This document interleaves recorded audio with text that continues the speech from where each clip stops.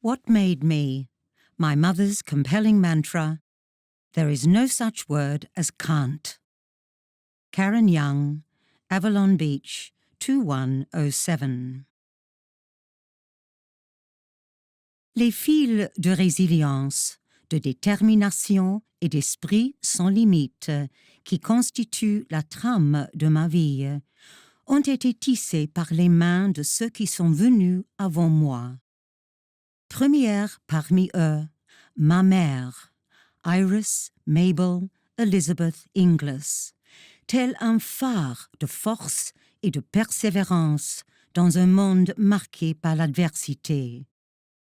Née en 1916 à Granville, en Nouvelle-Galles du Sud, ma mère ne fut pas étrangère aux difficultés. Élevée dans le tumulte de 2 guerres mondiales et de la Grande Dépression, elle apprit très tôt la valeur de la ténacité et du travail acharné.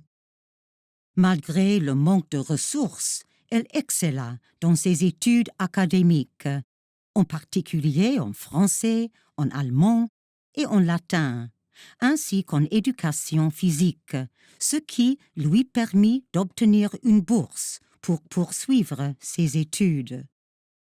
Cependant, lorsque la voie de l'université lui fut fermée, elle sut saisir les opportunités qui se présentèrent à elle.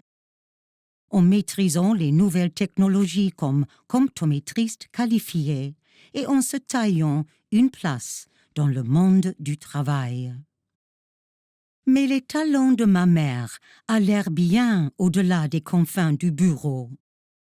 Couturière talentueuse, elle sut créer de la beauté à partir de tissus, confectionnant non seulement des vêtements et des chapeaux, mais également des rêves et des aspirations. Ses mains donnèrent vie à des gâteaux de mariage sublimes, et sa créativité fut une preuve de sa capacité à trouver des solutions dans les moments difficiles. L'une de ses plus belles réussites fut de parvenir à rembourser l'hypothèque de la maison familiale avant que l'aîné des enfants n'entrât au lycée. Sa foi inébranlable dans le pouvoir des possibilités, résumée dans sa devise « Impossible n'existe pas », laissa une empreinte indélébile sur mon parcours. L'attitude résolument positive de maman transcenda ses engagements professionnels et imprégna tous les aspects de notre vie.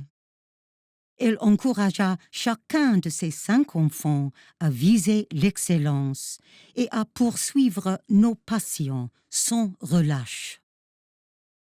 Son soutien indéfectible stimula mes résultats académiques et éveilla ma curiosité pour les langues, inspirant par là même mes voyages en Europe.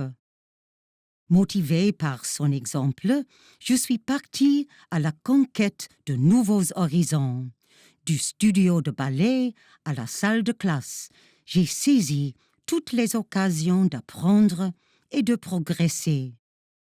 En apprenant le français et l'allemand, je me suis sentie proche de l'héritage de ma mère, ce qui a éveillé en moi une passion pour les voyages et l'exploration.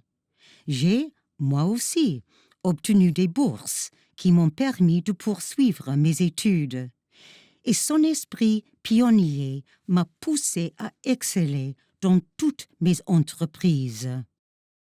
Mon mariage m'a apporté un lot d'aventures et d'expériences de travail à l'étranger. J'ai saisi toutes les opportunités, et ce, des rivages de la Papouasie-Nouvelle-Guinée aux ruses animées de l'Indonésie, en passant par la riche culture maori de la Nouvelle-Zélande. Quelle que soit la distance parcourue, l'influence et la présence de ma mère ont été omniprésentes. À 68 ans, maman entreprit son premier voyage à l'étranger, en Papouasie-Nouvelle-Guinée, pour m'apporter de l'aide suite à la naissance de ma première fille. De nouveau, à 72 ans, elle vint à mon secours et, là encore, fit sienne les coutumes locales de Papouasie-Nouvelle-Guinée. Alors que j'étais allongée sur le canapé, épuisée, nauséeuse et d'une teinte jaunâtre en raison d'une hépatite contractée dans un pays aux ressources médicales limitées, la présence de ma mère fut inébranlable. Elle resta 6 semaines pour s'occuper de moi et de ses 3 petits-enfants pendant ma convalescence. Sa volonté d'accepter l'inconnu, allant même jusqu'à traverser des continents pour apporter son aide en situation de crise, m'inspira à saisir chaque opportunité avec courage et grâce. Hélas, en septembre 2008, alors que nous voyagions à travers la Suisse, le cœur de maman a lâché. Elle suivait toujours l'itinéraire détaillé de nos voyages. Ce jour-là, nous sommes allés à Zermatt et avons pris le train à Crémaillère, puis le téléphérique, jusqu'au sommet du Cervin. Alors que je me tenais au sommet des Alpes suisses, contemplant le monde en contrebas, j'ai senti son esprit s'élever aux côtés du mien, telle une compagne silencieuse dans l'aventure d'une vie. Bien qu'elle ait quitté ce monde, sa présence est restée gravée dans chaque souvenir et chaque voyage entrepris. Car, en fin de compte, ce n'est pas la destination qui nous définit, mais le parcours que nous entreprenons, guidés par la sagesse et l'amour de ceux qui nous ont précédés. Son héritage a inspiré mon propre voyage de découverte, à la recherche de mes racines ancestrales à travers l'Europe. De l'Écosse à la France, chacun des pèlerinages que j'ai effectués a approfondi mon lien avec le passé, éclairant ainsi le chemin vers l'avenir. En France, je n'ai pas seulement trouvé une destination, mais un second foyer, là où les échos de l'esprit de ma mère dansent dans la brise. Nous avons baptisé cette maison de vacances Alcyon, du même nom que la maison de mon enfance à Sydney.